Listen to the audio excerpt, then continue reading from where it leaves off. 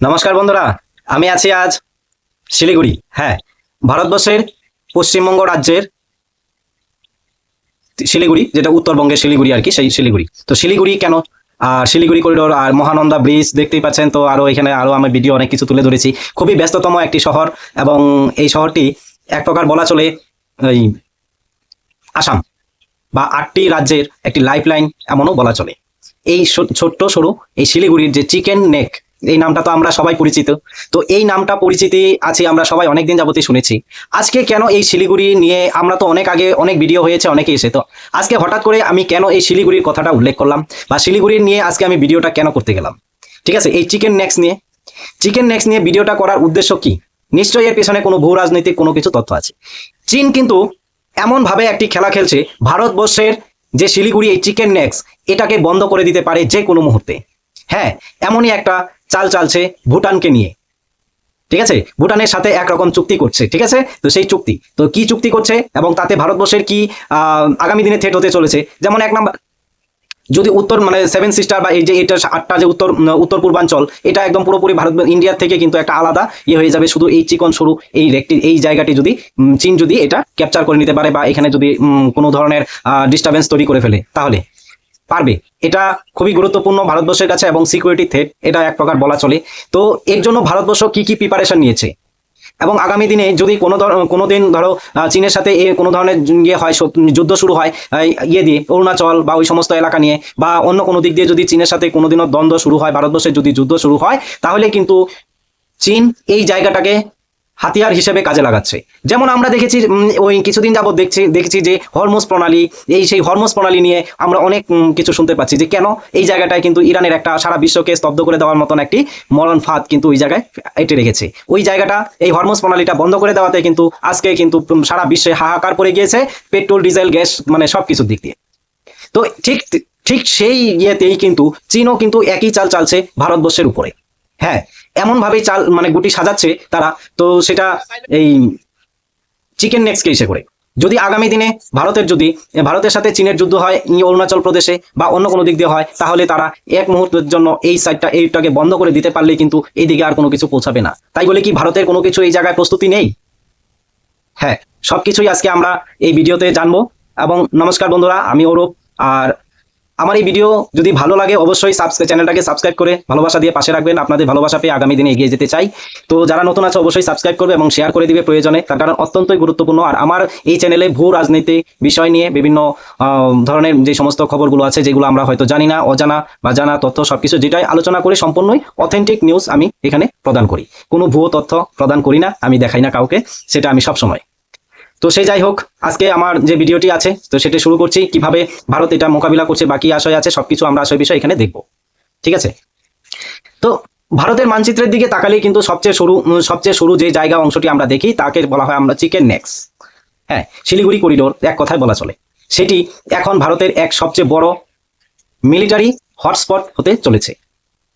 এদিকে চীন ও ভুটানের সঙ্গে এক রহস্যময় চুক্তি পৌঁছচ্ছে, আবার অন্যদিকে ভারত ও তার ইতিহাসে সবচেয়ে বড় আন্ডারগ্রাউন্ড লজিস্টিক নেটওয়ার্ক কিন্তু তৈরি করছে।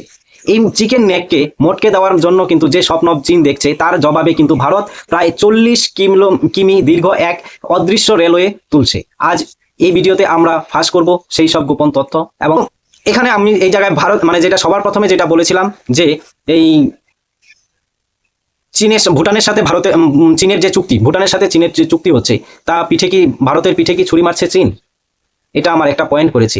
আমাদের আলোচনার প্রথমে যেটা প্রধান টপিক হলো, সেটা হলো চীন ও ভুটান সীমান্ত চুক্তি নিয়ে।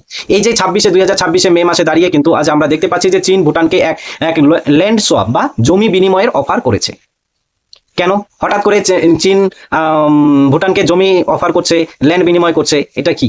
চীন বলছে চীনের উত্তর দিকে যে সমস্ত জমি আছে, যে পাশামুলুং ও জাক্কালুং উপত্যকা, তারা ভুটান ছেড়ে দিবে ওই জায়গাটা যেটা আছে। তো তার বিনিময়ে কিন্তু ভুটান যেন তাদের এই পশ্চিম দিকে যে ডোকলাম এই সংলগ্ন এই যে চীন এই অঞ্চলটিকে কিন্তু চীনকে দিয়ে দেওয়ার জন্য বলেছে। কেন এই জায়গায় ভারতের এটা মরণ ফাঁদ এক প্রকার বলা চলে? তার কারণ যদি ডোকলামের অধিকার পায়, তবে তারা কিন্তু পৌঁছে যেতে পারে এই যে জামফেরি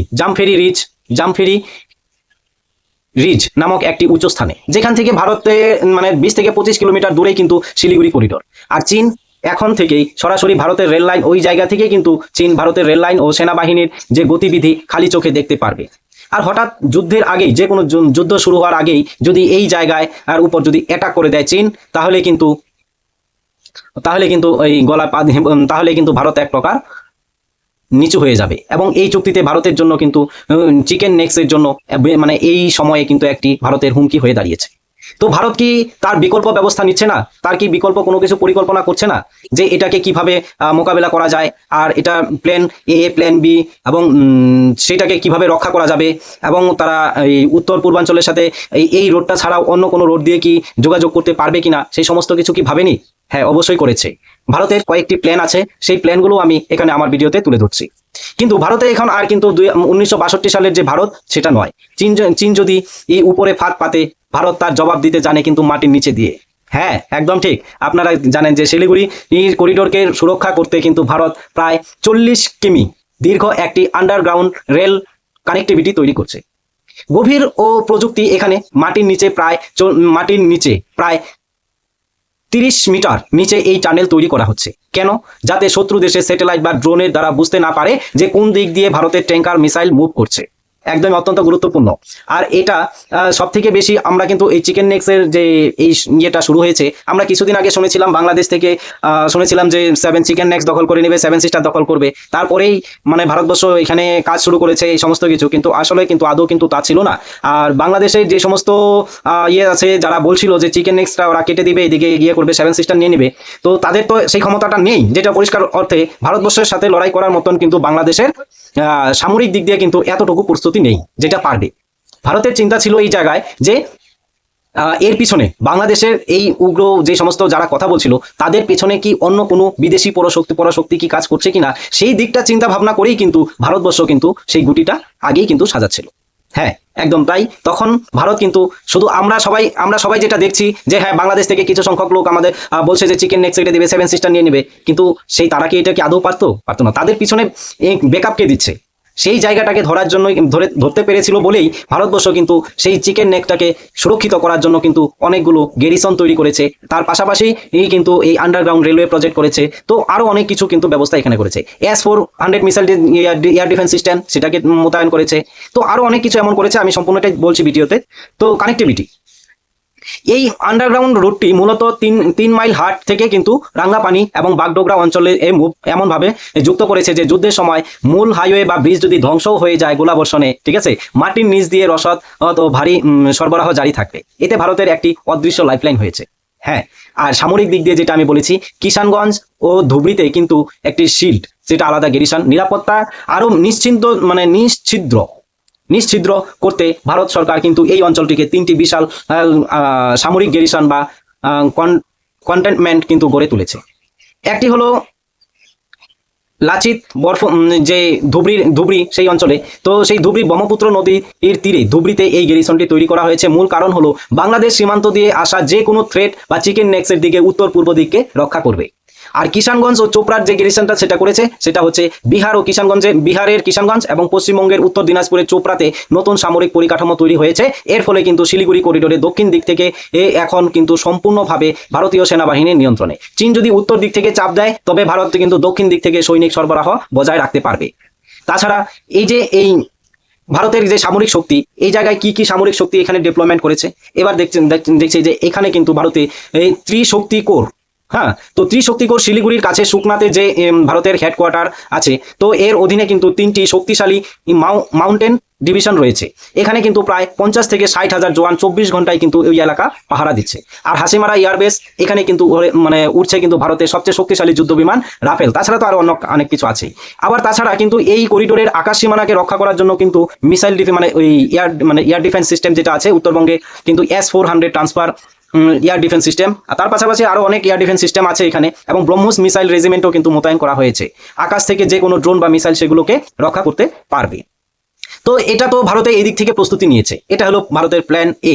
আর প্ল্যান বিটা যদি জানতে, তাহলে কিন্তু সেই জায়গায় ভারতকে কিন্তু একটা অন্যরকম এই জায়গায় প্ল্যান বি হিসেবে চাল খাটিয়েছে। কেমন? যেই বাংলাদেশের থেকে কিছুদিন আগে থ্রেট আসছিল, সেই বাংলাদেশ দিয়েই কিন্তু প্ল্যান বি ভারত কিভাবে এই নতুন সরকার, আগে যে সরকার ছিল সেই সরকার তো মানে শেখ হাসিনা সরকার পতনের পর যে সরকার ছিল, যে অন্তর্বর্তী সরকার ছিল, সেই অন্তর্বর্তী সরকার থাকাকালীন যে সমস্ত থ্রেট আসছিল ভারতের দিকে আসছিল, তো তার পরবর্তীতে যখন আবার নতুন সরকার তারেক রহমানের সরকার আর বিএনপি ক্ষমতায় এসেছে, আসার পরে কিন্তু ভারতের সাথে কিন্তু একটি সম্পর্ক তৈরি হচ্ছে, ভালো সম্পর্ক কিন্তু তৈরি হচ্ছে।